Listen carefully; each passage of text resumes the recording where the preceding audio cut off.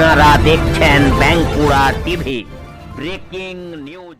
Bankura TV YouTube চ্যানেলে আপনাদের স্বাগতম। আজ বাঁকুড়া টিভি ইউটিউব চ্যানেলের chief editor the tiger journalist দাদা উত্তম দে তুলে ধরছি নৈহাটির একটি গুরুত্বপূর্ণ ব্রেকিং নিউজ।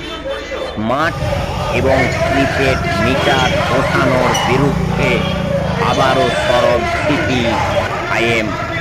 নৈহাটি পর্দা ব্রিজে জমায়েত করে পশ্চিমবঙ্গ রাজ্য বিদ্যুৎ বণ্টন দপ্তরের নৈহাটি ডিভিশনাল ইঞ্জিনিয়ারিংয়ের অফিসে অভিযান করে সিপিআইএম।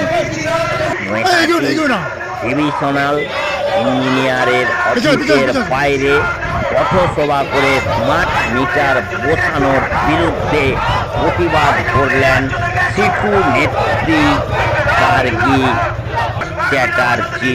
সেই খবর আপনারা দেখতে থাকুন একমাত্র প্রতিবাদী চ্যানেল বাঁকুড়া টিভির পর্দায়।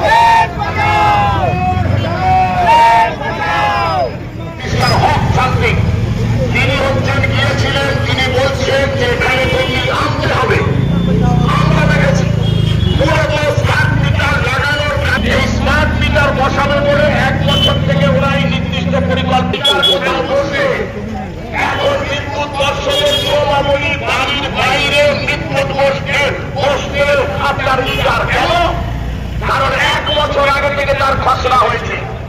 গেটের বাইরে মহিলারা সাধারণত কাজ বাজ করে যারা হাউস বেলাতে চেষ্টা করছে লাগিয়ে দেওয়ার জন্য।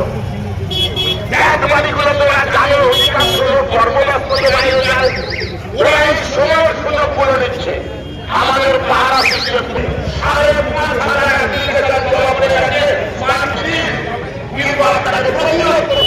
বৃষ্টি আসবে, বৃষ্টি যাবে, এতে যদি গায়ে বৃষ্টি ঝাড় লাগে তাহলে কোনো অসুবিধা নেই। আমরা এই গুরুত্বপূর্ণ আবহাওয়ার মোকাবিলা করি আজকে আমাদের কর্মসূচি করব।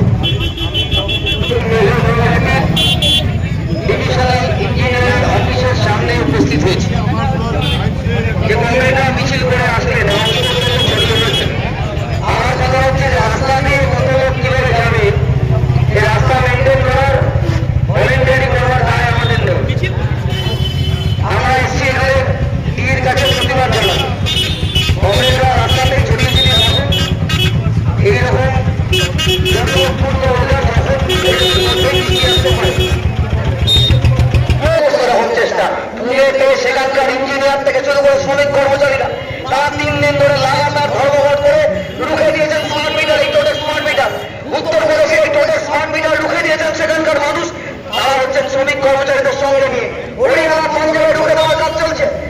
আমাদের দাঁড়িয়ে আমাদের এমপিরা যে কজন আছেন দিল্লিতে, যে কজন আছেন কেরালার সাংসদ আমাদের ট্রেড ইউনিয়ন নেতা রাজ্যসভা এনামুল করিম, তিনি বলেছেন এই টোটাল স্মার্ট মিটার বসালে পরে গোটা দেশের কৃষি ক্ষেত্র ক্ষতিগ্রস্ত হবে। কমার্শিয়াল ক্ষেত্রে যেখানে ঠিক আছে, কেউ কোথাও কোথাও বলছে যে বাড়িতে বসাবো না, কমার্শিয়াল দোকানে বসাচ্ছি, ব্যবসার ক্ষেত্রে বসাচ্ছি, আরো বেশি করে সেই সমস্ত ক্ষেত্রের ক্ষতি হয়ে যাবে এই কস্ট সাবসিডি উঠে যাওয়ার ফলে।